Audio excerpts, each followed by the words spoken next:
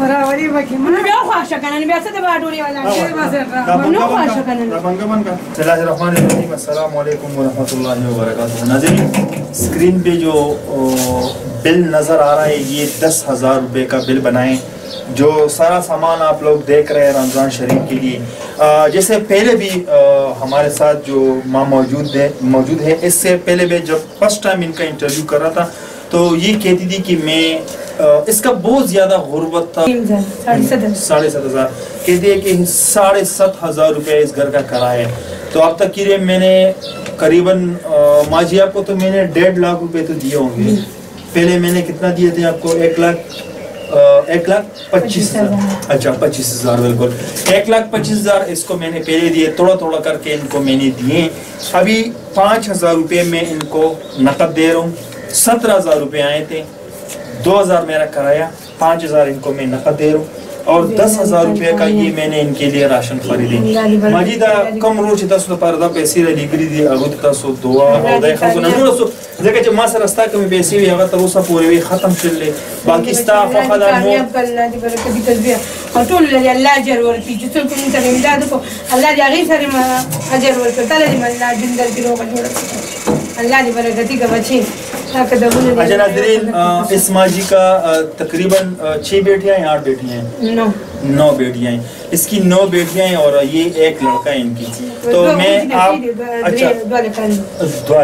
7 بیٹیاں ہیں اور 2 لڑکے ہیں ان کا شوہر بہت ہو چکا ہے تو میں چاہتا ہوں کہ آپ لوگ ان کے ساتھ کچھ نہ کچھ ڈونیٹ کریں یہ لڑکا چھوٹا ہے تو بڑا ہو جائے گا خود بھی کمائے گا اپنی بہنوں کو بھی کھلائے گا اپنی ماں کو بھی کھلائے گا دوسروں کو بھی کھلائے گا انشاءاللہ لیکن میں چاہتا ہوں کہ ان کی بیٹیاں اور یہ لڑکا تعلیم پڑھے سبق پڑھے بڑا ہو کر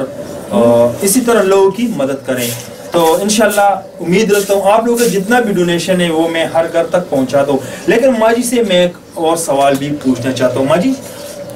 دارا تو ہے گا نا تالا چې تر اوسه پورې ما څومره هم پیسې درکړي دي آیا ما ستانه چې د کیندرې په شا باندې پیسې نه نه بچي یو پیسې د جیب دې مړه راکړي دي چې دومره حالات کتلې دي څو پیرې راغلي ستا په خیر څو پیرې زرا غلي ما دا ستاسو په کوم ووم ځلې چې ما زما 15,000 شپږ زره کایره لګی ته چې ما دا نه یو روپې دې نه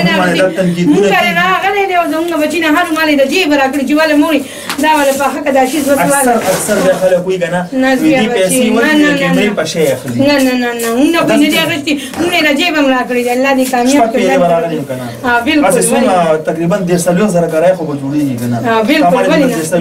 نه دي درکړي دی یو روپې مې نه درکړي ته خو قسم دې خلکو ته قسم خو یې ماستانه چې څه پیسې نه قسم په خوده کده باندې یو روپې مګه چې مالې رجیب راکړي دي مالې رجیب پټي 15,000 راکړي هغه ماته نه دی ویلي الله دې کامیاب کړي الله دې برکت کړي الله دې دې خلکو د پروايي سوق چې تنقید کی نو پلیز سره په ډیره باندې اون کوي یو شی زم نو نو نو